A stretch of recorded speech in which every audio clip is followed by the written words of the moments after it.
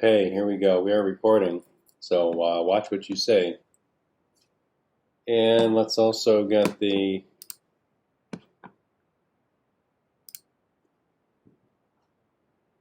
camera up. Camera up. Come on. There you go. All right, that's good. Okay. All right, so here is this. This is from yesterday. Marion, did you see that what I did here on Tuesday?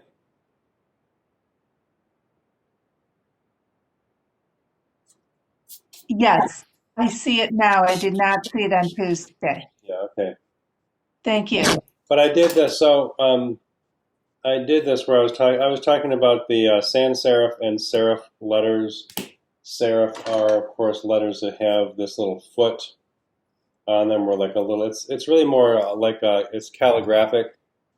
I can see where like you can see like this side is broader, this side is thinner. This is like if you were to hold like a calligraphic pen or brush and just go like loop up, it'll like wiggle for that, and then down, and you hold it at the same angle, and when you change direction, it changes the width of the stroke. Uh, Learning calligraphy takes time, but that's what this is meant to imitate. Um, so, but this I was talking about just like using like one single letter as a logo, and like trying to like squeeze in like an H would probably make it confusing. And I've seen lots of logos that do try to do too much by layering multiple letters in the same place. Yeah, and I've been playing around with that and having a challenge. Yeah. Okay. So simple is better. So and in terms of like making logos, if I want you to make five. Really, they're like five drafts of a logo idea. You could make hundreds. You can say, I will see like what's it like. What does it look like if I just explore possibilities with my first initial? What about the second initial? What about the two together? What about my middle initial? All like three letters together. um, you could be at this for a while. Um, there are times when I have.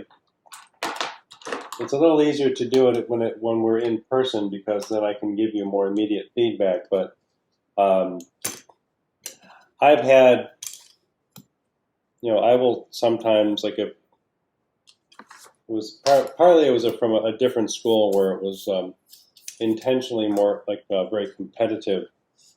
We would ask students to make 100 drawings in 1 week, and they're small. They're even like like maybe like 2 by 2, 3 by 3, and it's one of those things where at first you think I can't do that, and then you're told, well, you have to, and then like get to work. And in class, you make 10 quick drawings, maybe 15 quick drawings, and then you start to see that there is a possibility that maybe you could make 100 in a week if you concentrate on it. And what happens is when you make that many, you really start to feel like you're running out of ideas, and then you take a break and go back to it and realize that you have more ideas. And then you start to think about it and you realize there's really no end to the number of ideas you could have. So I'll just tell you that there's no end to the number of ideas you could have. And you can just believe me. And it's true. I mean, you think about um, all the design that has been done over the course of the centuries, and really design is a relatively young field. Um, it's something that was kind of always there with like like mosaics had to be worked out and designed before you just start, um, building an image with tiles, because you have to create, you have to know what you're doing ahead of time, because you don't, if you try to wing it with a mosaic, and you get halfway into it and you realize, oh no, wait, this is really bad. You're kind of like, it's a terrible way to do it, because you can't just stop and tear it all up. Your client, which would either be maybe a wealthy Roman or the Roman Catholic Church, wouldn't tolerate that kind of stuff. So you'll have to really draw it out, plan it out. You're also working with concrete or mortar that's going to dry if you don't work at a good pace. So design has always been around, but with the late 19th, early 20th century, you get so many more forms of ways of making things, and this I think industrialization was really what sort of pushed the growth of design as a field. Well, and Duffy, don't you think that when you're talking about 100 different logos or ideas, Yeah. that with the onset of technology and everything becoming digital, that it's almost ramping that up times 10, because probably if you weren't doing it freehand, you could keep tweaking one simple idea Yeah. with different twists, and it could just become unending. Yes, and it is unending, really. And now, with it's a lot easier to copy and paste. So if you're working on variations of one idea, you could copy a lot of an idea quickly if you're working digitally, and then just create a duplicate. And I do that with sometimes, I work with I do drawings on my iPad with Procreate software. It's a Procreate app, and it's pretty you have to know how to draw it in order to use it well, but it's very close to drawing.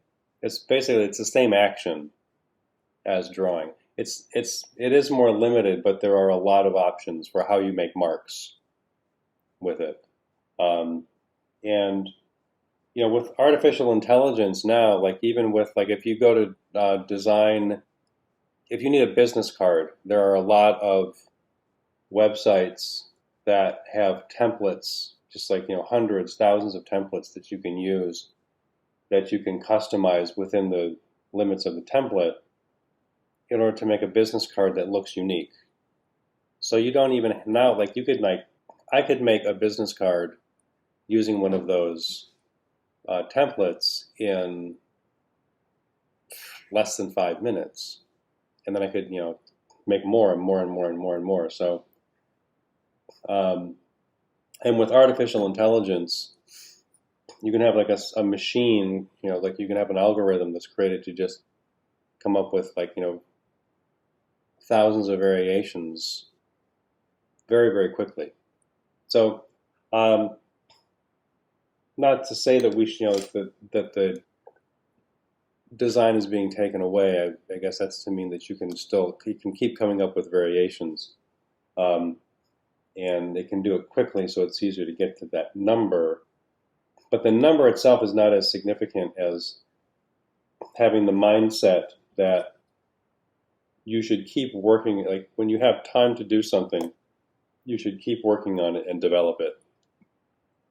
And one solution. And I don't want to take away from if this is new, if this whole designing is a new thing to you.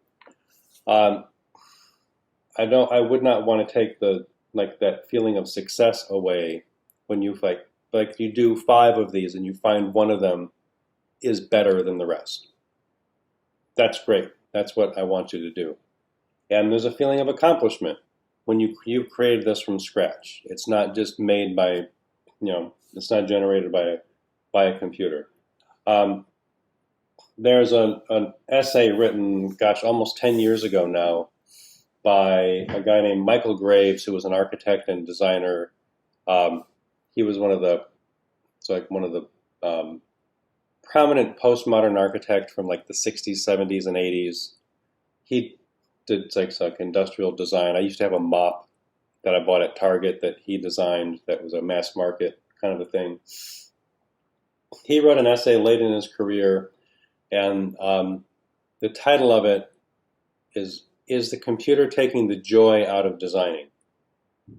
And it was a very interesting idea because I'd just written an essay for a small publication that we used to make at Harrington College of Design when that place was still going. And it was basically the same thing because, drawing by hand is you having control. And it's like you and your pencil and a piece of paper, maybe an eraser and a pen or a marker. But you need to be able to exert control over tools to create something. And digital stuff takes a lot of that work away from you, and it can be very convenient. And there are a lot of time, there are a lot of areas where I wouldn't want, it's doing it by hand would be too inefficient for producing finished work. But really, people expect that designers can still draw. They don't know that design they don't know that some people try to skip drawing as much as they can because it's hard to do. But that's a tangent, but it's an important one to talk about potential. How many variations can you come up with, and how many variations are possible? I mean, really, it's functionally infinite because I could do logo designs all my life and never run out of ideas. And maybe there is a finite number out there somewhere, but if there is a finite number, it's big. And so functionally for you in your lifetime, you'd never reach the end. Okay. So sync. If I want to see like a design for a sink, what should I do?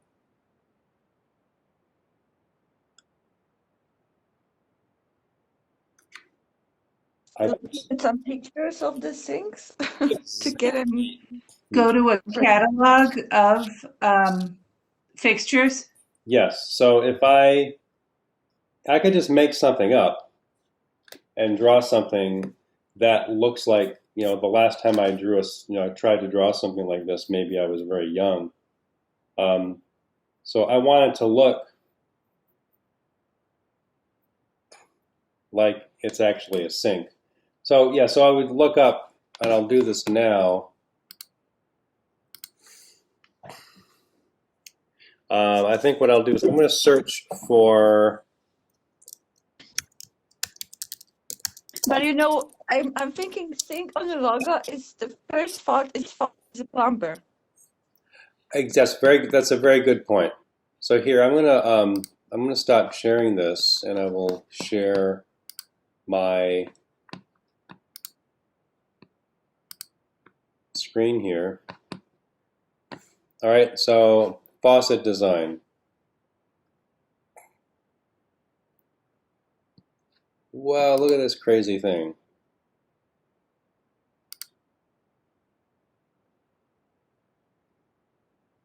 So there are a lot of interesting, I have no idea how that's happening.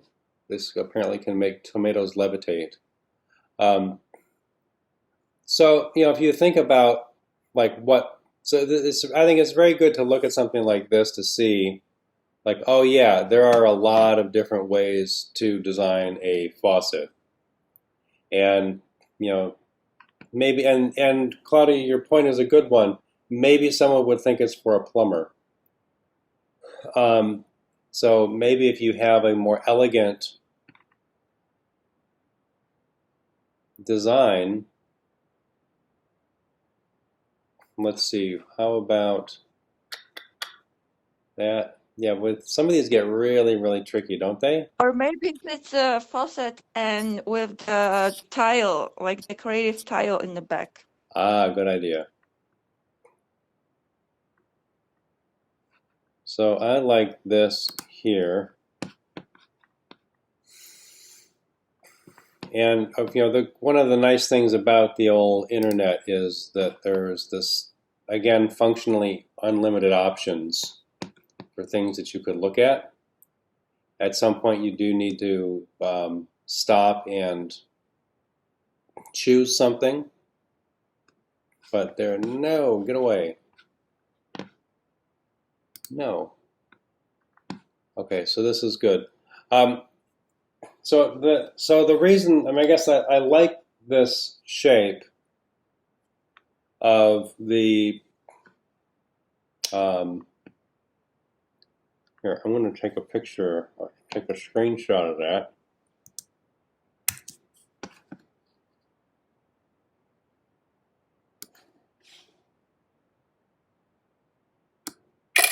Here. And then I'll have it. And I can come back to my camera.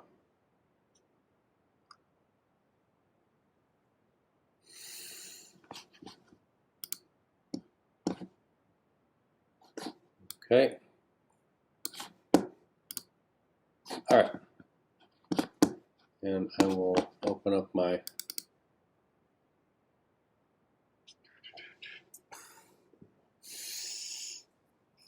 All right, so I had here this, so,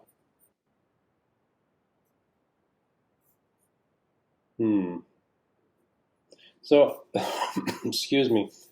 Starting out here, one thing that I know is that I don't know what I'm going to end up with. And, this is something where maybe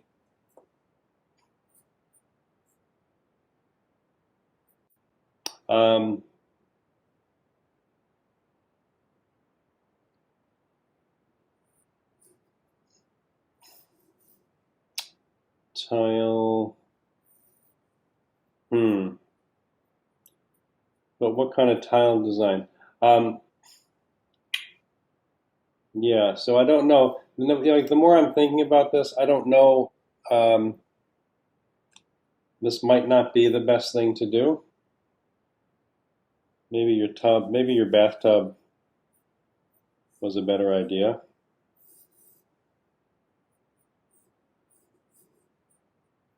Clawfoot bathtub. I mean, the clawfoot bathtub would be clear that it's an old, like the old.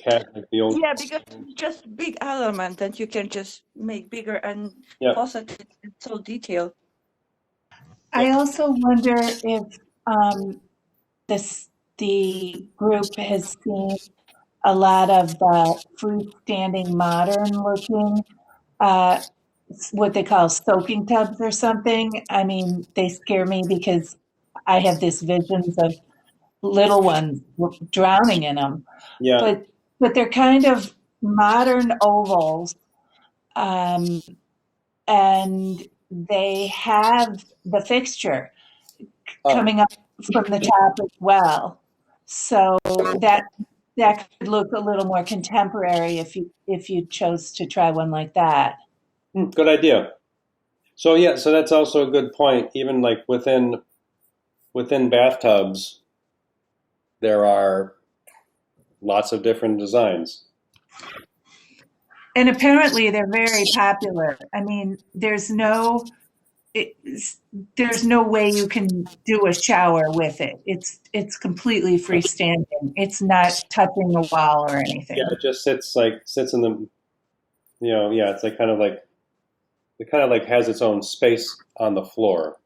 Yes, and I don't like to use the word master bathroom, but for a home's primary bathroom, Yeah. you would definitely need a shower as well. Yeah. Well, that is where you have if you have a freestanding tub that is its own dedicated tub, not a tub shower, then you'd probably have like a walk-in shower with like a dozen water jets because Yes, that exactly. and then you'd have like five toilets, um, a robot attendant to make sure everything goes okay.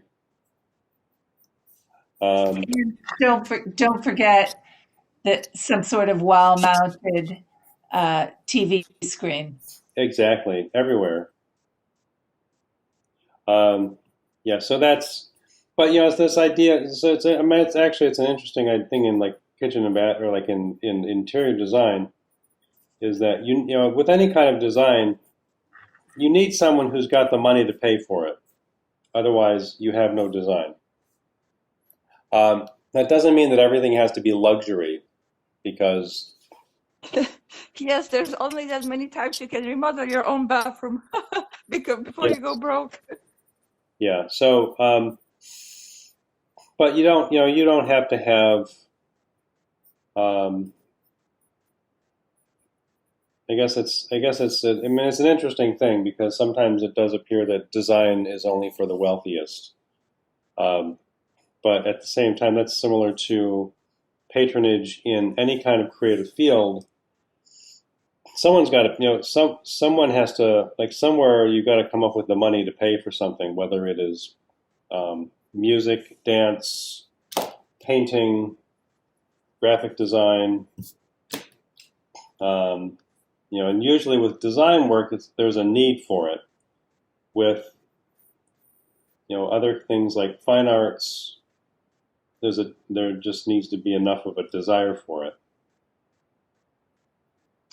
But I feel like sometimes because like people think that more expensive houses have are gonna have nicer designs, and then you look at those regular like cheaper things on the market and they look all the same, and this is just so sad because you think if you could just add a little bit of a nice idea here and there, maybe some color, add something different out of the ordinary, and maybe the cost of the materials would be even cheaper. Yes. But if there was an idea that would bring more clients, Yes. I'm looking at those listings and I'm like, oh my God, it's like maybe it's perfect house, but it's so bland, you just don't feel anything. That's why sometimes they sit on the market. Yes. Because they don't have a design. That's a very good point because a lot of architecture is, has technically has a plan, a floor plan, or like it has construction drawings that were approved by an architect, but they're stock plans and they're produced by a property developer and a general contractor. And so there's some of them, they're meant to be bland and anonymous because they want to appeal to a broader potential client base, and so they don't want to do anything that's too interesting because somebody might not like it. And so it's a risk, that's true. But then I seen this one loft somebody sent me listing. Not that I could afford it ever, but it was like almost $2 million. It was like a huge loft in Chicago. Yeah. And I look at the pictures and I'm like, oh my God, it's like a place of my dreams because it has like a dark navy kitchen. It has like a glossy paints, wallpaper. Every room was interesting. Yeah. And then I'm thinking, well, yeah, of course it's $2 million. But then actually when I started looking at the pictures closely, I'm thinking, these are not expensive solutions, It's not like it's not like something that like electronic, like a smart home that actually costs something. These are cheap materials like wallpaper and paint, but somebody made it look expensive because of the design. And when I looked at it, I'm like, they didn't really put that much money in it. Yeah, that's the first impression. Well, that's good design work to know that what you can get out of less expensive materials. Yeah. And then you then you can charge for it. So I'm not with I'm not with the tub. I'm not sure about where to put. I mean, I guess maybe your other idea to have this like centered was a better impulse. It looks kind of cute with that. Yeah, I think it's. I'm not sure about having this here. It looks a little too much like an old like Depression era like Bugs Bunny cartoon. Yeah, I had a like I am old enough that I like apartments. Some of my apartments when I was in my late teens and 20s had old clawfoot bathtubs just because it was what was there, and they were very old. But okay, so this is here. This is decent, and then down here.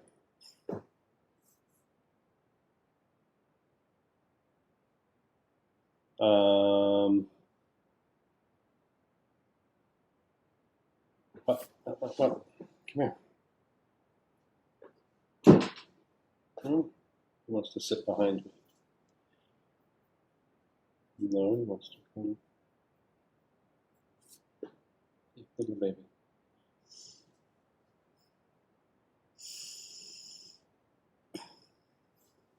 You could.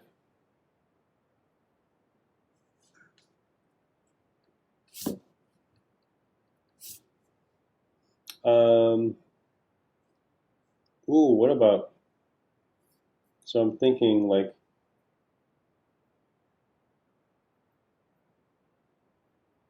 kitchen and bath.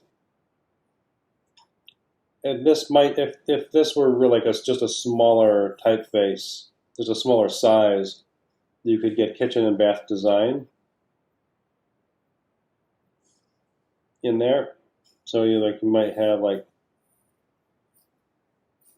this centered. And so I would maybe you could have like a width for that. Move this light. It's better. Oh, it's making a lot of glare for me now. Can't see it. It's better. Yeah, so like the width of the tub and then the width of the feet would give you like the width of the text there. So now there's KH, KB. I'm not sure if there's something to be done with like that. And but anyway, so I wanted to draw this out and just come up see how this might look kind of cleaned up a little bit, and try to make that shape there.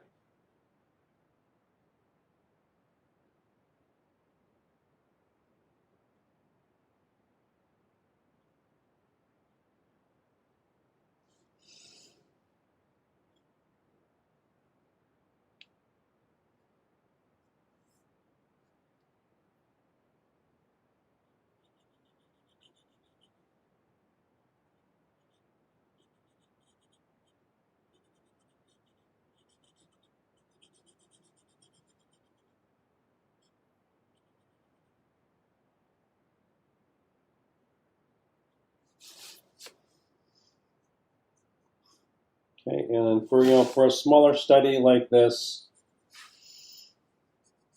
just needs to be sketched in. I'm going to try to make it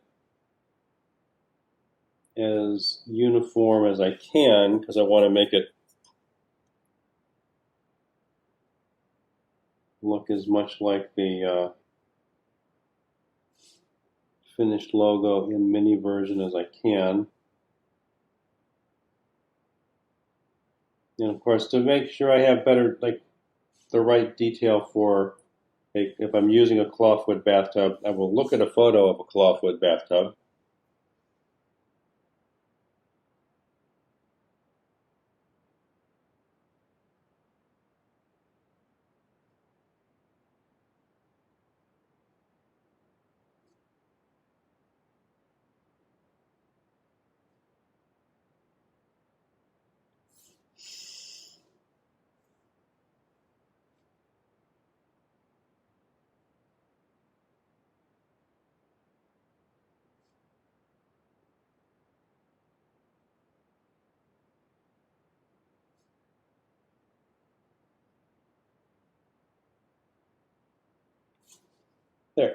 then I can erase that.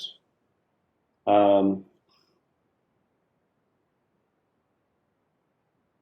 Duffy, are you ever able to put the text above the image of the logo? yes, Thank you. yeah, it's maybe a little bit more common, or maybe a little bit more comfortable to think of it as being like below it.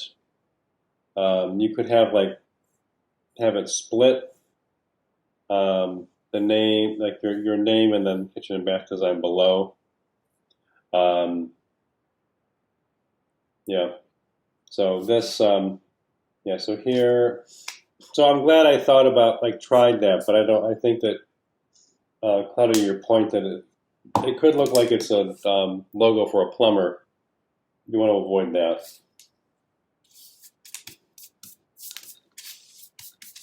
Okay. So Claudia, I think I like this one the best. Okay, I will perfect it then. Yeah. But I will also, just curiosity, I will look for interesting faucets to see if there is something. Okay. See if you can. See if you can. It's this is something that takes time. Now, one of the a good thing to do would be to look at other logos for kitchen and bath design Mm-hmm. and see what other people have used.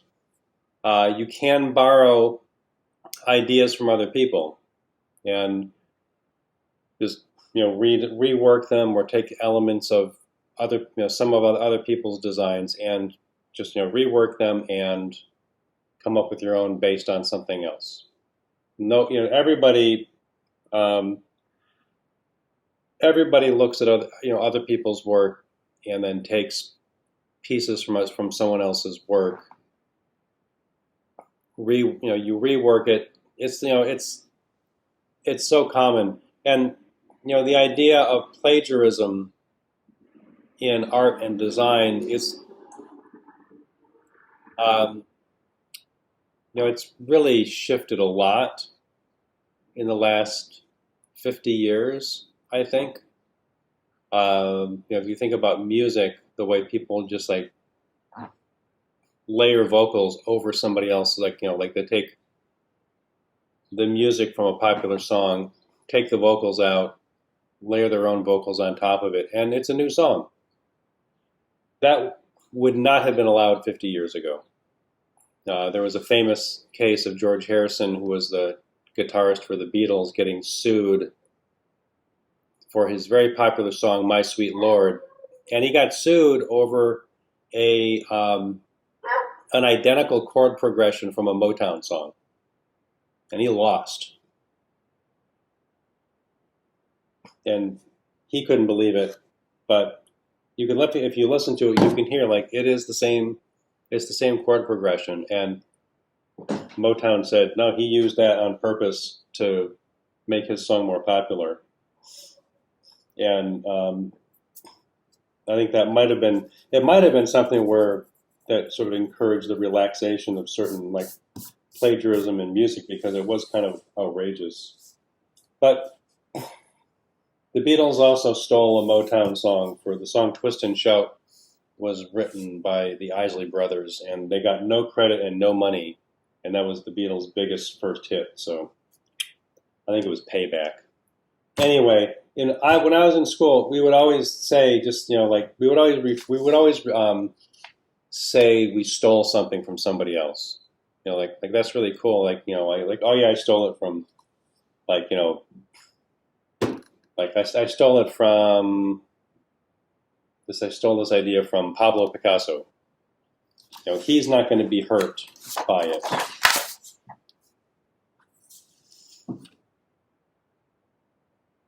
Okay.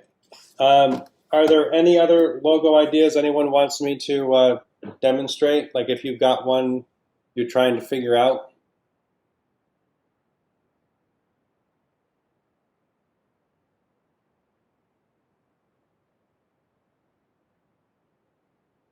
Duffy, if I'm not jumping ahead of anybody else, I can show you a couple designs I have that are trying to show a building Okay. or the idea of a house, and then maybe you could give me some thoughts.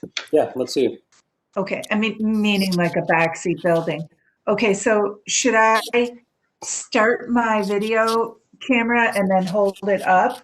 Yes. Okay. Tell me if you're seeing anything in a minute. Okay.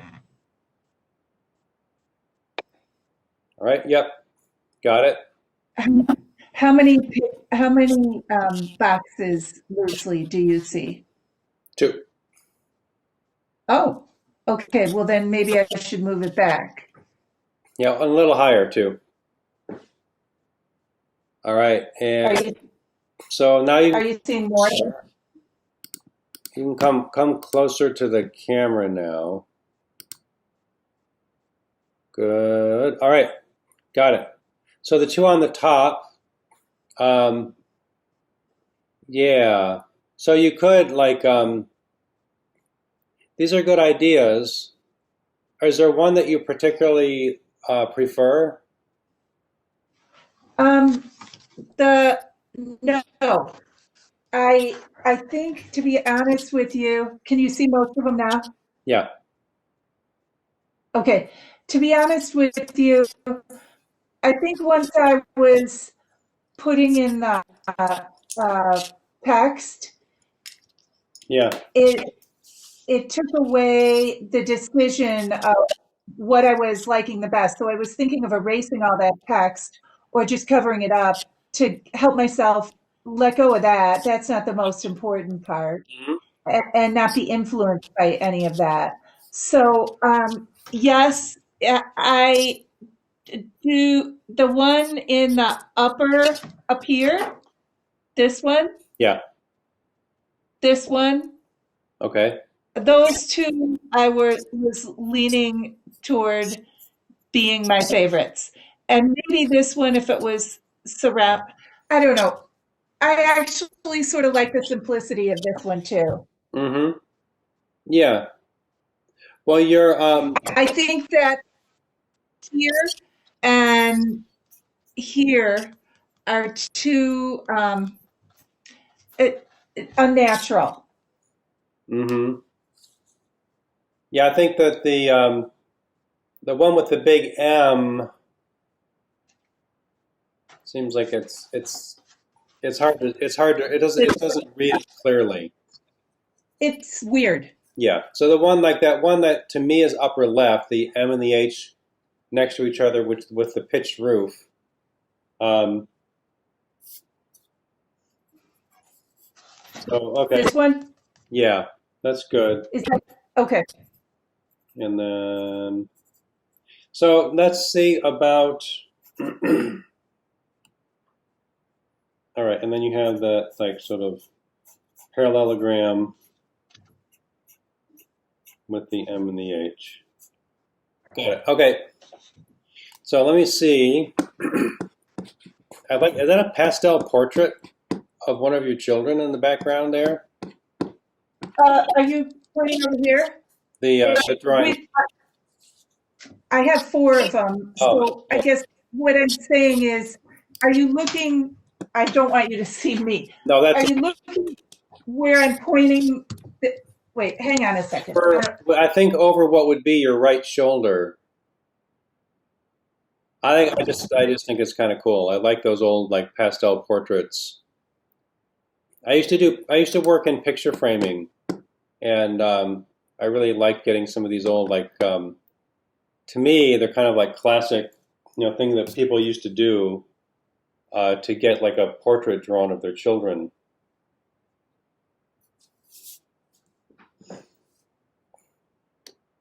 Okay.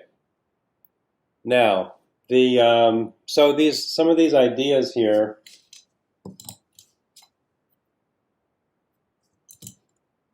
Let me just measure this out.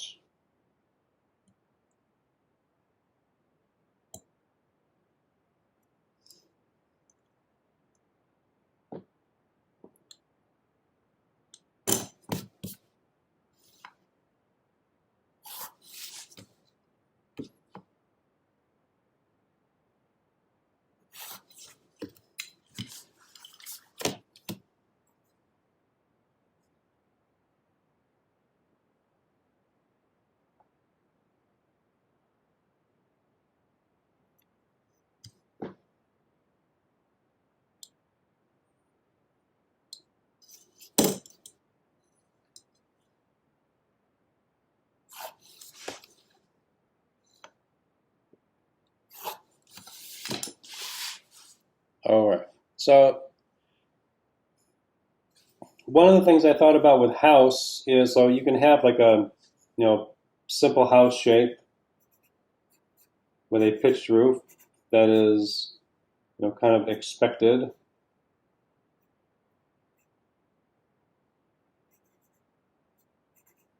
There. And then like I might have like a little area for your name down here. Like that. That could be kind of cool. I also thought about this like a more like a flat roof modern design.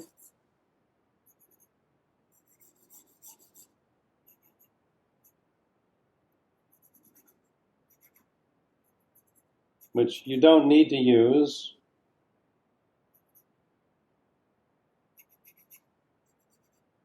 Are you think are you thinking kind of more mid-century modern, that type Yeah, so like just as an alternative, basic?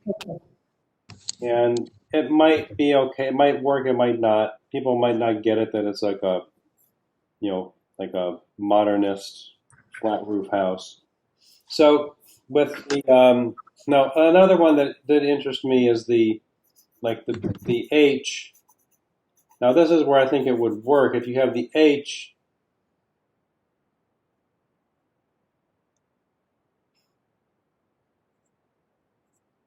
there,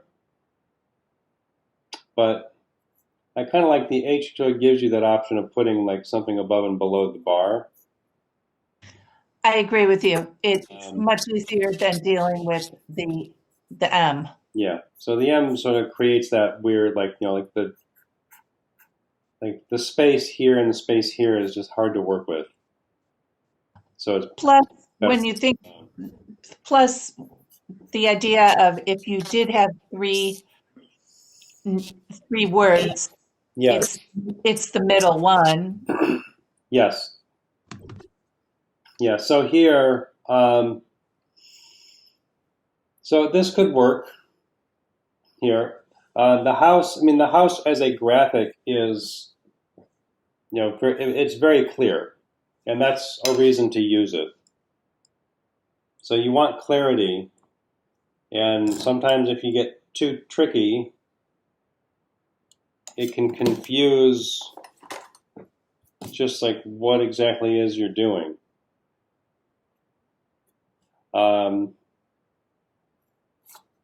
There, so I can just like cut that in half, and I think for the pitch of the roof, I could sketch this out like this first to see what do I like there.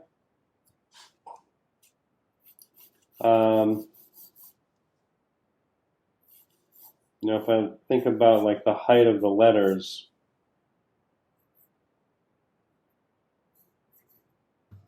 Oh, that's a good idea because it looks like the proportions of the first one I did on the upper left, but I didn't think about making the triangle for I left it off above the letters to yeah. have that horizontal indicating a roof.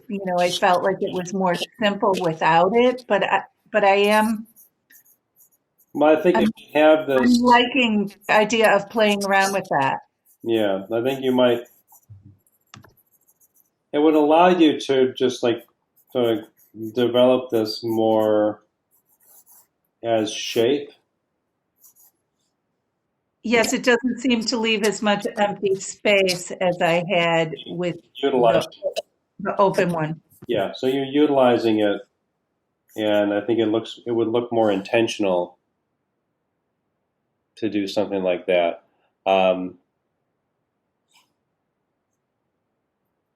So like, and then here you might measure down, like, if I sketch this out and see, I like the angle of the roof here. You don't want to make it too strong. That's about an inch down. And then I'll measure another inch down here.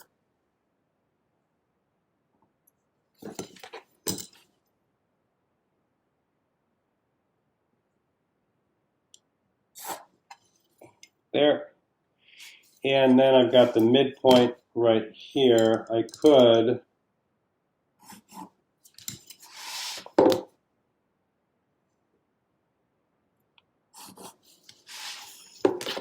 sharpen that up.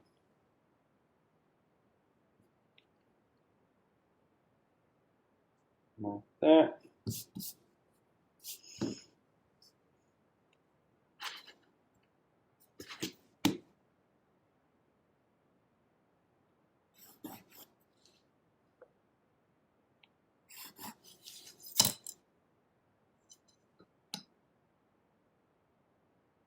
Yeah, shoot.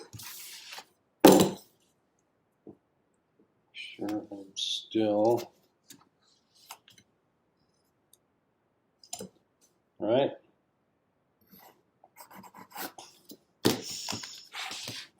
Good. That is decent. And so then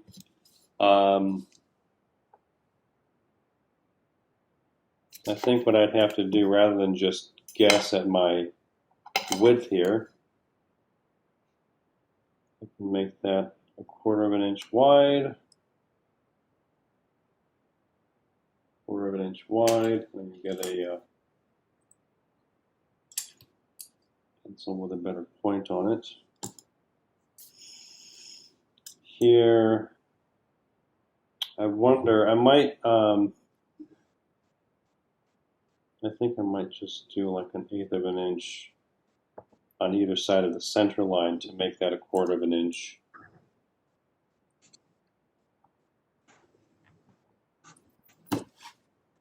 Good.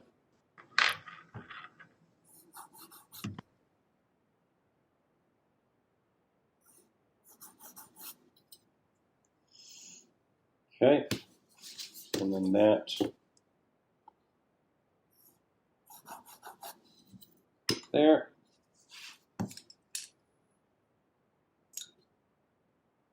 Quarter of an inch wide up here.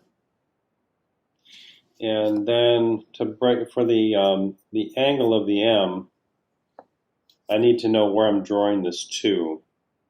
And it's centered, so like the point will be in the center. I did 1.5 inches for the middle here.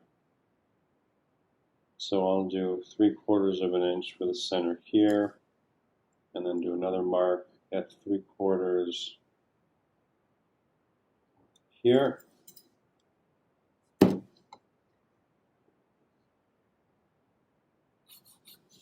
Put that in the middle. So wherever I have this angle come down, I can know where the middle is. So what I might do is take, like, here's the center. I might draw from this corner. I might decide like from here, if I draw down to this corner, it allows me some control going from like that there down to here.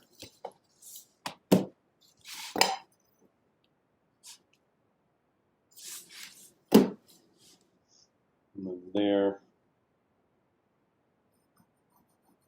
down to the opposite corner, and then I want to make this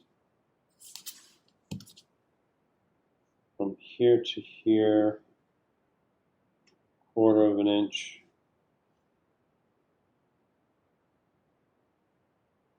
Here to here.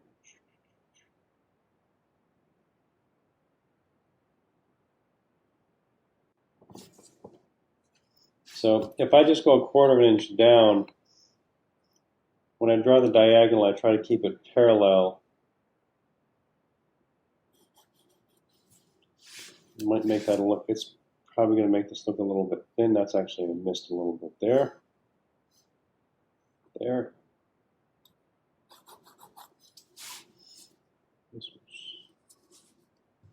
Duffy, have you gotten specific enough? I'm trying to follow this, but where the point at the bottom or the middle of the M is in the middle of it or below the bar of the crossbar of the H? In other words, like the center of the 1/4 inch that comes together, Yes. I'm guessing is in the very center of the, I mean, theoretically, the bar of the crossbar of the H, not below it, correct? Well, I haven't gotten there yet. Okay, so whatever you decided to do, you would just map it out to scale, correct? Yep. Like in your mind, you'd either decide it's okay, the point comes below the crossbar, or maybe it's just in the middle of it is in the middle of the crossbar, and then play around with which one in your head looks better. Yes. I mean, theoretically, I guess it could be ending at the top of the crossbar or something. It just depending on what you decided looked best. Okay, thank you. Yes, it's a visual choice. This M that I drew Tuesday comes all the way to the bottom, and you can certainly design it so that it does that. This one with the width like this, I wasn't really sure about coming down to the bottom. Maybe I should. I mean, I could definitely. Well, actually, I like it that you didn't come all the way down to the bottom. I was talking about the point of the first one you did, if it was in the center Yeah. or if it was below. And then I'm kind of jumping ahead, but I had trouble with, I'm not trying to get you to do mine for me, but I had trouble with that line on the bottom of the house. Like theoretically, should that be left open? Because as you say, it's kind of a recognizable shape, especially once you put the roof on. Yeah. So then I wonder, does that bottom line really need to exist? Good question. So you can. So here's I mean, the. I guess the idea is you can experiment and do it different ways. Yes. So like here, you could make this a broader shape at the bottom. It could be a very thin line with a break. Like this could be like so. If I just have that, then you do. So this is a good. I mean, it's a good point you're making that like everything is a choice. You have a choice to think: is this going to be open or is it going to have a solid border? That I don't know. You should try. Well, yeah, and despite the fact, unlike probably most of my classmates, I'm tech challenged.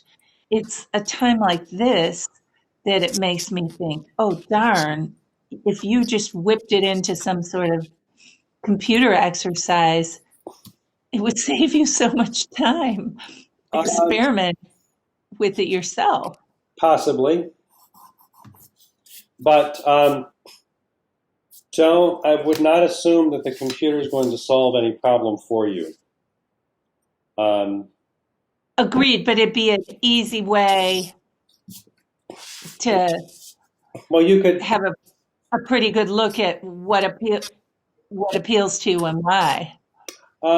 Yes, it can be. It can. The computer can be a very useful tool, and this is. That's.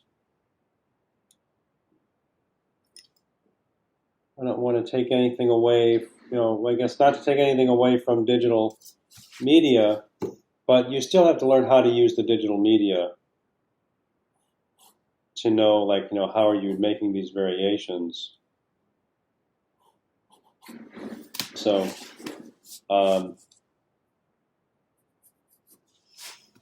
and yeah, but certainly it could make it go. It could make some aspects of it go a lot faster.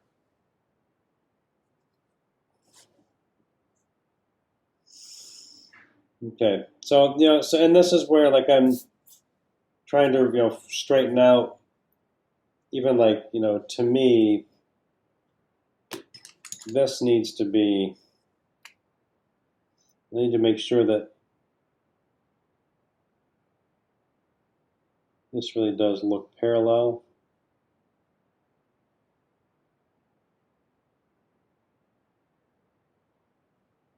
Duffy, can you please remind me what kind of writing drawing instrument you're using right now? That's not just a flare, correct? That's like more of a Sharpie or something? Say design marker.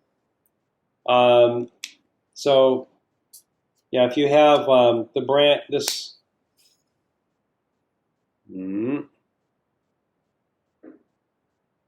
So this in general, you can find Thank you. different. Yeah, there are different brands of them. This Copic brand is they're the best ones. They're the most expensive. I like them. Blick has come out with a kind of a knockoff of these that is also good. And if you like using those, you can buy refills for these, which is nice that you don't have to throw away the plastic barrel over and over again and keep buying new ones. Prismacolor makes a brand of a version of a design marker, and you can buy them in lots of colors and grays and all that. Thank you. Mm-hmm.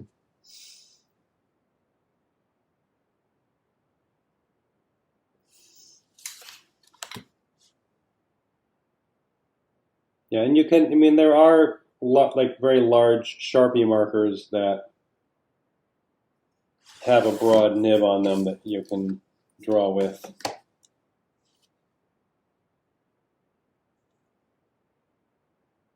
So let's just see if I work this out and can fill it in.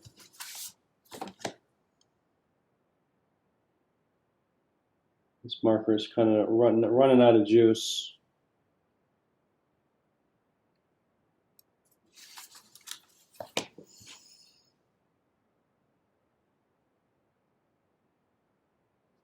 But this is. I think it's very important to it's much more direct to learn drawing things out by hand like this because you have better control. With then this is the kind of thing that would help you to know how to use the digital media better in the future. I need another one of these. I do have a bunch of these.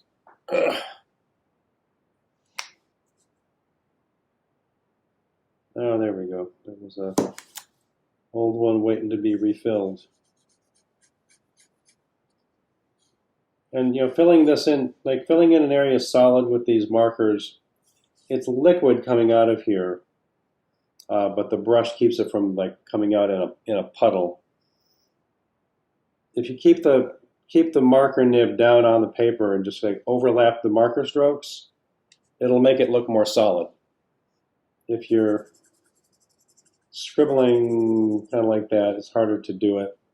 Or even if you're striping it, sometimes the stripes will show up. But so if I do this, I'm just going to go over it.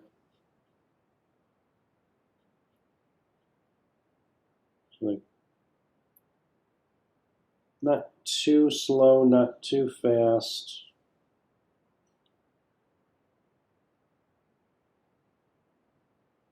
There. See, I think I need a little bit more.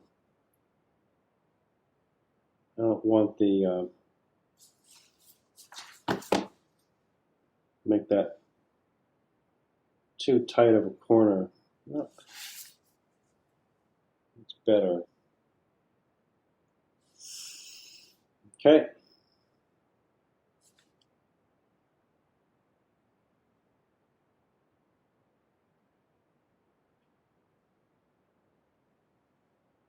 And your business name might go down here.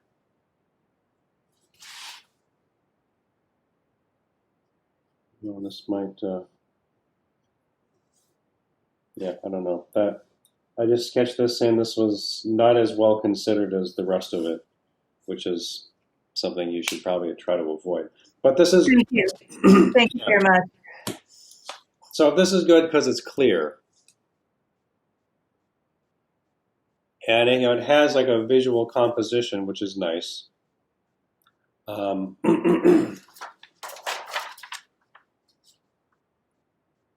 Yeah, I think I like it. Well, this is like it's missing the titling there, so maybe not a fair comparison, but that's pretty good.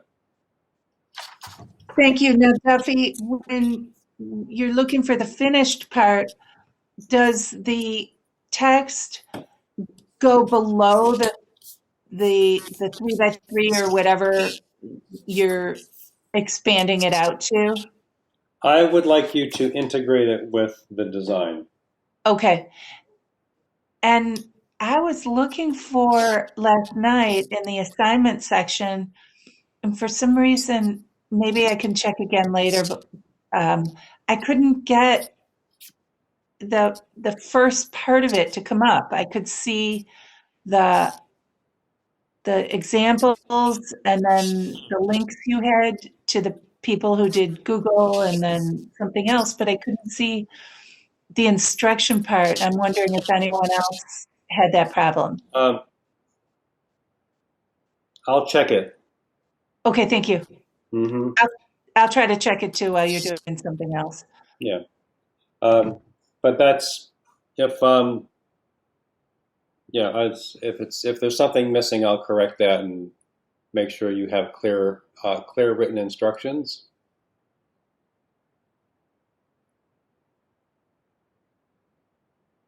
So yeah, but hopefully that's helpful for any one of you watching to see how you slowly develop and clean up an idea. If it's you want it to be clear, you want it to be interesting, and if you try to do too much, it can really obscure what it is you're trying to accomplish, which is a clear logo that tells someone, like visually and with like a written title, what this is. Like what it's a design for a certain type of business by a certain person. Or like if it's a logo for if you have your own design firm and it's called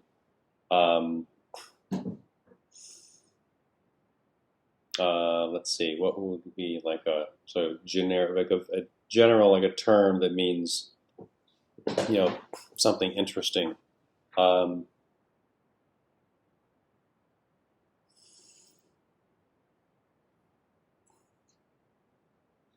Creations? Yes, Creations or the Hinken Design Alliance or any kinds of thing. Osmosis, who knows what, all kinds of things it could be. Elliot was just licking the broom and then he ran away from it. He likes to weird things. Anyway, but that's, like if you had this, like if this is just like, like one of the logos I came across looking up some different logos. A logo for Oreo cookies is a word mark logo. It is just the word Oreo, but it's in white and blue, and it's really like an image. It's like creating the image, like those that word sort of becomes an image at the same time, and sometimes it's not somebody's name, which can be kind of nice if it's not your name. You might do different things with it if it's not your name. But for this assignment, that's you're working within the limitation that I wanted to use your name and initials.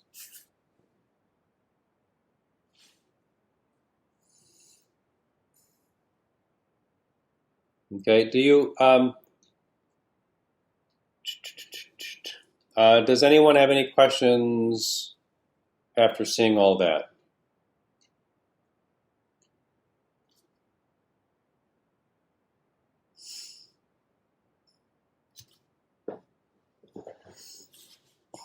Okay, so let's say I'm going to make this like,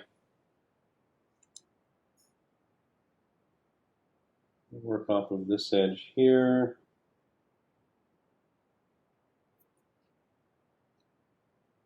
One.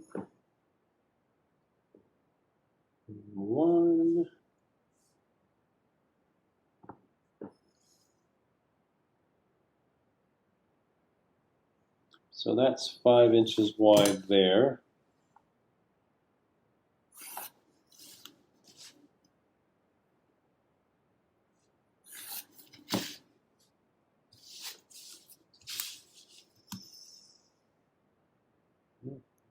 I could have centered that a little better, but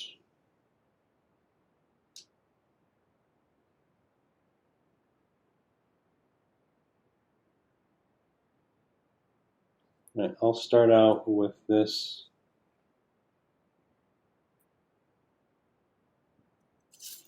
5 by 5.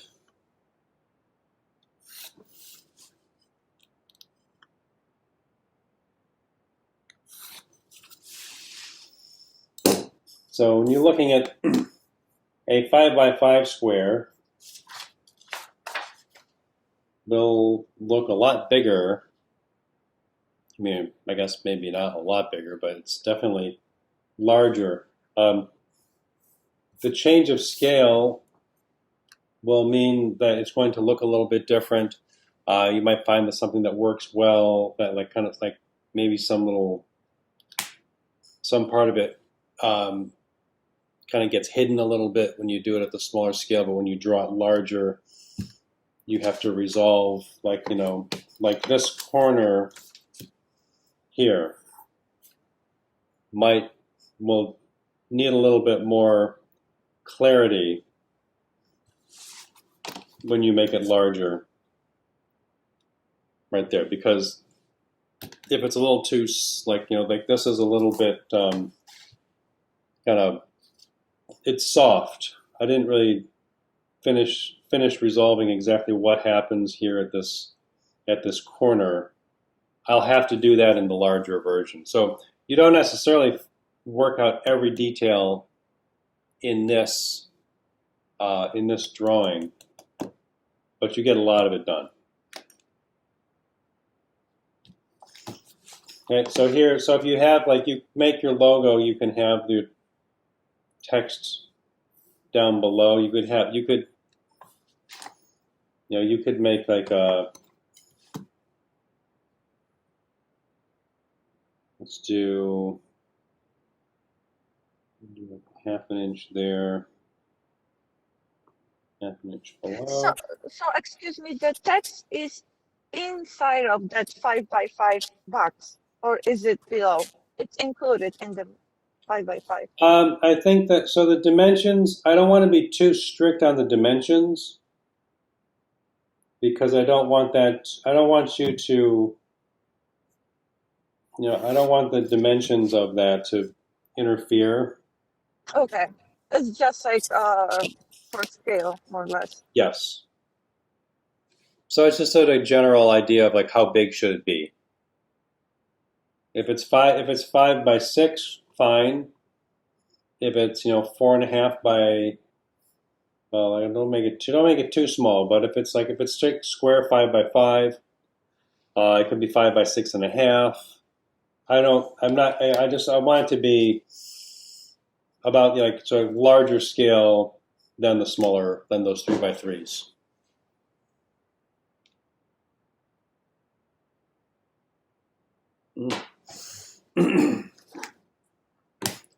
So let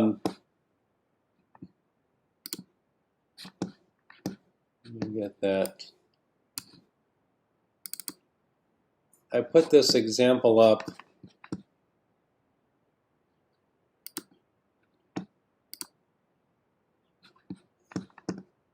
in Blackboard. This is there was a guy named Raymond Loewy who was an industrial designer and also did graphic design. Going back to like the 30s, 40s, 50s, even like worked it into the 1970s. I think this was from 71, where he redesigned the Shell Oil logo. And this is it's a good breakdown of how you might design something. Just he starts with a circle to get this even arc of the top, and then you can see where he's using a lot of geometry to arrive at something that comes from some organic object. So the gridded paper helps because it gives you measurement, a lot of different measurements already on the paper.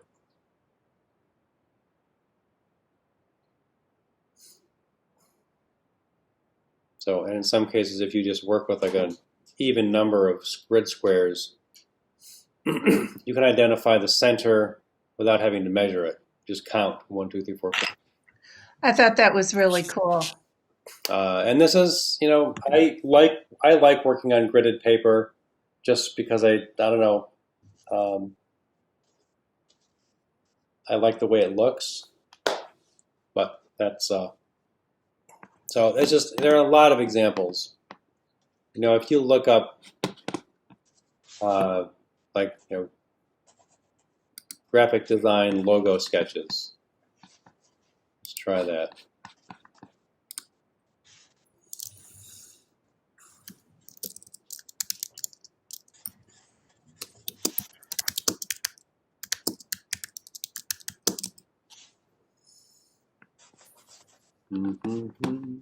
Let's see here, images, and screen there.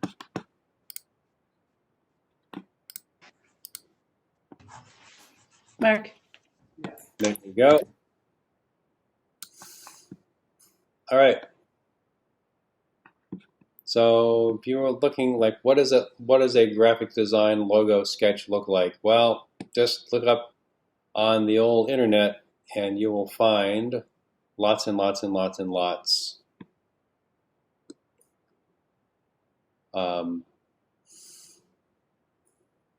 This is there's another process sketches of 11 famous logo designer. This is another Raymond Loewy, the Exxon logo. So some of these it's like on a napkin, the old napkin. Every logo has to come up with it's got to start somewhere. There's the Loewy Shell design.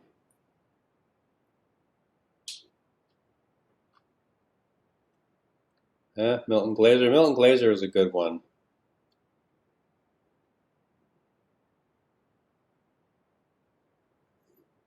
Starbucks, I like that. They should have gone with the mermaid from the side.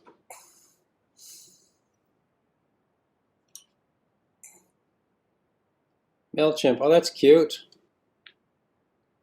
And to make a, I think that it's a lot more direct and quicker to draw something out by hand. So it's nice to have a little bit of just enough skill that you can do what you need to do. I like the one on the upper left here, the more stuffed animal looking MailChimp. Atlassian, A lot of drawings down here to create that. Oh yes, Mozilla, that was Phoenix, then Firefox. I like the Firefox logo, that's pretty cool. Atari. So you can always find these, there are just gobs and gobs of them. So it's not as if there's any deficit of examples that you could look at. at some point you have to settle in and do some of your own work. And so looking at other work can be very helpful, but it's it's not as if somebody else's design or any kind of like software is really going to do it. It says it. You're the one who's going to do the work. You're the one who's doing the thinking, and coming up with original ideas really has to come from you. Original ideas is a very coming up with something that is truly original is difficult, and I don't think that you should expect that of yourself right away. You should not expect that of yourself for a while. It takes time to gather enough experience that you can come up with an idea that is truly original. So you should just let things be derivative, meaning you're looking at other things and it's derived from somebody else's idea or somebody else's work. Processed through you, it becomes something unique. I've had a lot of ideas, especially I remember when I was a kid. Oh, come here. Oh, come here. I'm almost done. I remember having a lot of ideas as a kid, teenager, young adult, where I thought, this is brilliant. This is really, I've never seen this before. I am so good. And then you see some example from somebody else did years or decades ago or even centuries ago. We're like, oh, somebody already did it. When you have a lot of people trying to solve the same problems over and over again, you should not be surprised if you find similarities. And coming up with something unique takes time, and it takes experience, and the experience is what lets you know what has been done before. You can't come up with something original if you don't know what has already been done.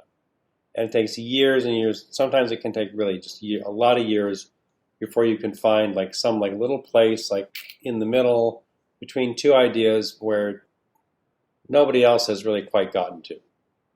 And then you can, if you see it, you can do it. But I remember thinking as a student that, it just seemed everyone's already, all the ideas are already taken. It's not really possible for all the ideas to already have been taken, because you haven't lived, no one like you has ever quite lived before. You do have things in common with a lot of other people, but every one of us is unique, and so that's always an opportunity for something original to come into the world. And really, every time you make a drawing, that drawing has never been made before. So that's not, that doesn't, move the earth or anything like that, but it still is truly original. So everything you do is original. Doesn't mean everything you do is good or great, but that shouldn't stop you from making things. Okay?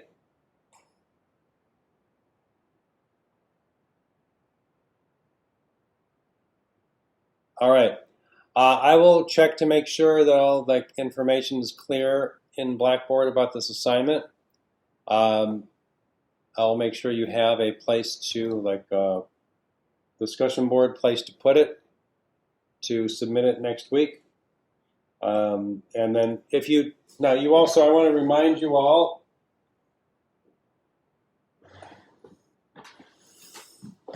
that you need to get your chroma paint. If you don't have it, get it. We're going to start next after the logo assignment.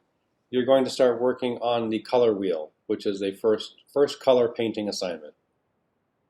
I will also next week talk to you about vocabulary, and I will go over I will do a video session going over the vocabulary list of terms and definitions. We will talk about what they mean, and I will make some drawings for you about how those things, like how you express those vocabulary terms visually. Some are a lot easier to express visually. Others, you kind of have to be, as sort of has to be within the context of an image.